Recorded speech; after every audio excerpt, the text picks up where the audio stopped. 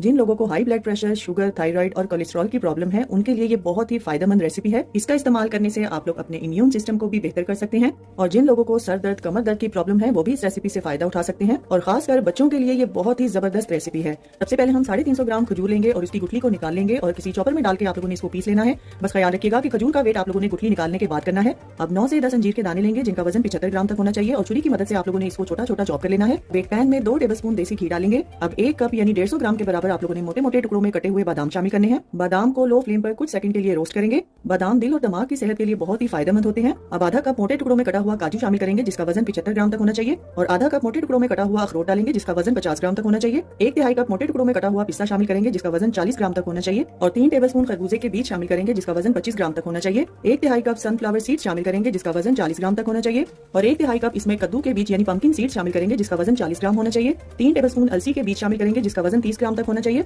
और 3 ही टेबलस्पून सफेद तिल शामिल करेंगे जिसका वजन 20 ग्राम तक होना चाहिए। अब इन तमाम चीजों को आप लोगों ने लो फ्लेम पर रोस्ट करना है। इस रेसिपी में जितने भी बीजों का इस्तेमाल किया गया है वो कोलेस्ट्रॉल के लिए बहुत ही बेहतरीन है और जिन लोगों को थायराइड है उनके लिए भी बहुत ही फायदेमंद है। इन तमाम बीजों के इस्तेमाल से आपका मेटाबॉलिज्म भी फास्ट होता है और गुर्दों के लिए भी ये बहुत ही मुफीद है। सफेद तिल का इस्तेमाल करने से बालों और स्किन के मसाइल बेहतर होते हैं और ये दांतों और हड्डियों के लिए भी बहुत ही मुफीद होते हैं। इन ड्राई फ्रूट्स को आप लोगों ने ओवर रोस्ट नहीं करना बल्कि कुछ सेकंड इसको रोस्ट करेंगे और फिर आप लोगों ने इसको निकाल कर एक साइड पे रखना है।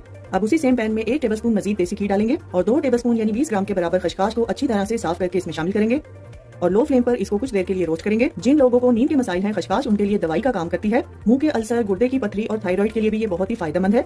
शुगर और हाई ब्लड प्रेशर को भी ये कंट्रोल करती है। अब 50 ग्राम सूखा नारियल ग्रेटर की मदद से ग्रेट करके इसमें शामिल करेंगे और नारियल को भी खसखस के साथ कुछ देर के लिए रोस्ट करेंगे। नारियल में मौजूद तेल स्किन और बालों के लिए बहुत ही मुफीद है और ये शुगर कंट्रोल करने और वजन कम करने में भी अहम किरदार अदा करता है। इस रेसिपी में आप लोगों ने पिसे हुए कोकोनट का इस्तेमाल नहीं करना बल्कि आप लोगों ने ड्राई कोकोनट को लेकर ग्रेटर की मदद से ग्रेट करके उसको इस्तेमाल करना है। जब ये हल्का सा पिंक हो जाए तब आप लोगों ने इसको निकाल कर एक साइड पे रखना है। अब सेम पैन में 1 टेबलस्पून देसी घी डालेंगे और कटी हुई अंजीर को इसमें शामिल करके लो फ्लेम पर इसको भी कुछ देर के लिए रोस्ट करेंगे। अंजीर भी हेल्थ के लिए बहुत ही फायदेमंद है। इससे हाई ब्लड प्रेशर और कोलेस्ट्रॉल कंट्रोल होता है। अंजीर को जन्नत का फल कहा जाता है। अगर आप लोग चाहते हैं कि आप लोगों की रंगत सुर्ख और सफेद हो तो आप लोगों ने सर्दियों में इसका इस्तेमाल लाजमी करना है और अगर आप लोगों को अंजीर ना मिले तो आप लोग अंजीर की जगह इस रेसिपी में किशमिश का इस्तेमाल कर सकते हैं। अब एक बार फिर से सेम पैन में आप लोगों ने 2 टेबलस्पून देसी घी डालना है और साथ ही यहाँ पर पिसी हुई खजूर भी शामिल करेंगे।